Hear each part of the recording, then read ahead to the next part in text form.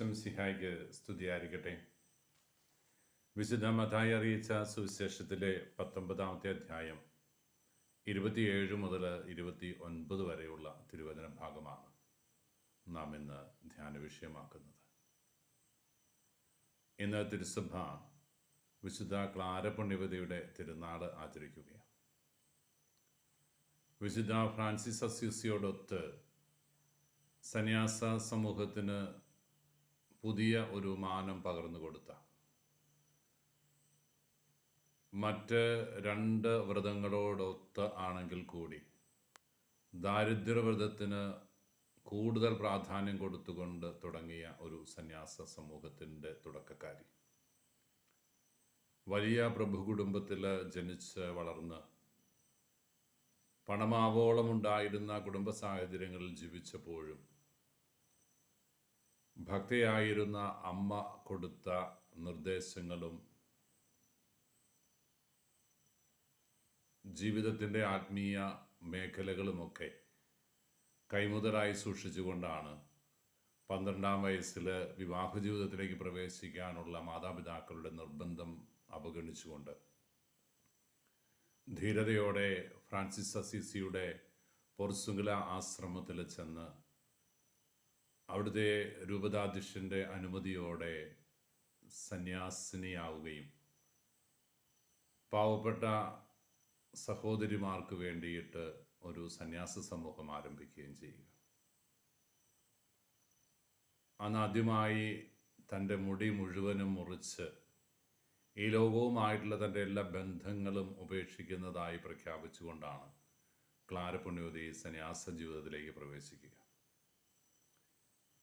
പ്രഭു കുടുംബത്തിലെ അംഗമായിരുന്നു കൊണ്ട് തന്നെ ധരിച്ചിരുന്ന വിലയേറിയ വസ്ത്രങ്ങളൊക്കെ സന്യാസത്തിൻ്റെ ഏറ്റവും സിമ്പിളായ ഒരു വസ്ത്രം എടുത്ത് ഉടുത്ത് ശിരസിൽ ഒരു വെയിലും അണിഞ്ഞുകൊണ്ട് ആദ്യമായി അവൾ സന്യാസ ജീവിതത്തിലേക്ക് പ്രവേശിക്കുകയാണ്.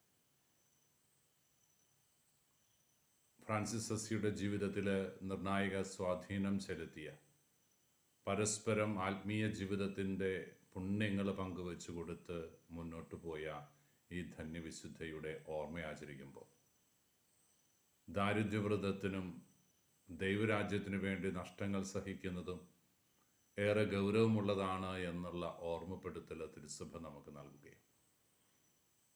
ഇന്നത്തെ സുവിശേഷ ഭാഗത്ത് പത്രോസ് ഈശോയോട് ചോദിക്കുന്നുണ്ട്, ഇതാ കർത്താവേ, ഞങ്ങളെല്ലാം ഉപേക്ഷിച്ച് നിന്നെ അനുഗമിച്ചിരിക്കുന്നു. ഈശോ പറഞ്ഞു, സ്വർഗരാജ്യത്തിനു വേണ്ടി മാതാപിതാക്കളെയോ സഹോദരങ്ങളെയോ ഭാര്യയെയോ മക്കളെയോ കുടുംബാംഗങ്ങളെയോ സമ്പത്തിനെയോ ഒക്കെ ഉപേക്ഷിക്കുന്നവർക്ക് 100 ഇരട്ടി പ്രതിഫലം ലഭിക്കും. അത് ഈ ലോകത്തിലാകണമെന്നില്ല, നിത്യരാജ്യത്തിലാകാം. എന്തായാലും ഉപേക്ഷിക്കലിന് പ്രതിഫലം നൽകുന്ന വലിയ ദൈവത്തിൻ്റെ പരിപാലന ആവോളം ആസ്വദിച്ച ധന്യവിശുദ്ധ ക്ലാര പുണ്യവതിയുടെ ജീവിതം നമുക്ക് മാതൃകയാകണം. നമ്മുടെ ജീവിതത്തിലും ദൈവത്തിൻ്റെ സുവിശേഷ മൂല്യങ്ങളുടെ മുമ്പിൽ സമ്പത്തിനും കുടുംബ ബന്ധങ്ങൾക്കും സാമൂഹ്യ ബന്ധങ്ങൾക്കും ഒന്നും ഏറെ വില കൽപ്പിക്കാതെ ദൈവത്തിൻ്റെ പദ്ധതിയോട് സഹകരിച്ച് മുന്നോട്ട് പോകാനുള്ള കൃപയ്ക്ക് വേണ്ടി നമുക്ക് ആഗ്രഹിക്കാം. ബന്ധങ്ങൾ വേണം, ബന്ധങ്ങളും സ്വന്തങ്ങളുമൊക്കെ ഉണ്ടാകണം. പക്ഷെ അതൊന്നും ദൈവവുമായിട്ട് ബന്ധത്തിന് തടസ്സമായി തീരാനിടയാകരുത്.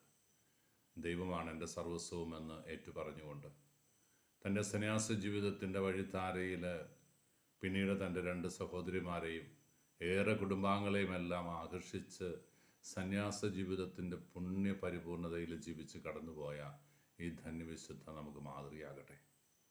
ഇന്ന് ലോകമെമ്പാടും വളർന്ന് പന്തലിച്ച് നിൽക്കുന്ന ക്ലാരിസ്റ്റ് കോൺഗ്രിഗേഷൻ, നമ്മുടെ അൽഫോൻസാമ്മയൊക്കെ ക്ലാര പുണ്യവതിയുടെ മാതൃകകൾ കൊണ്ടുകൊണ്ട് കടന്നു വന്ന പുണ്യവതിയാണ് എന്ന് നമുക്ക് തിരിച്ചറിയാം. ഇൻഡോർ റാണി എന്ന് അറിയപ്പെടുന്ന ബഹുമാനപ്പെട്ട സിസ്റ്റർ റാൻറ്റ സിസ്റ്ററിൻ്റെ ഓർമ്മയുമൊക്കെ നമ്മുടെ ഹൃദയത്തിലുണ്ട്. ഇവരൊക്കെ നമ്മുടെ മുമ്പിൽ ഉയർത്തുന്നത് ക്ലാര പുണ്യവതി പകർന്നു തന്ന ജീവിതത്തിൻ്റെ പുണ്യവഴിയാണ്. ആ വഴിയിലൂടെ മുന്നോട്ട് പോകാൻ നമുക്കും ആഗ്രഹിക്കാം. ദൈവത്തിൻ്റെ അപരിമേയമായ അഭിഷേകത്തിലും കൃപയിലും ആശ്രയിച്ചുകൊണ്ട് നഷ്ടങ്ങൾ സഹിക്കുന്നതിലും ദാരിദ്ര്യത്തിൻ്റെ സുഖം അനുഭവിക്കുന്നതിലും സന്തോഷം കണ്ടെത്താനുള്ള അഭിഷേകത്തിന് വേണ്ടി ആഗ്രഹിച്ചുകൊണ്ട് നമുക്ക് കർത്താവിൻ്റെ അനുഗ്രഹങ്ങൾക്ക് വേണ്ടി ക്ലാരപുണ്യയുടെ മാധ്യസ്ഥത്തിന് വേണ്ടി യാചിക്കാം. ഈശോ അനുഗ്രഹിക്കട്ടെ.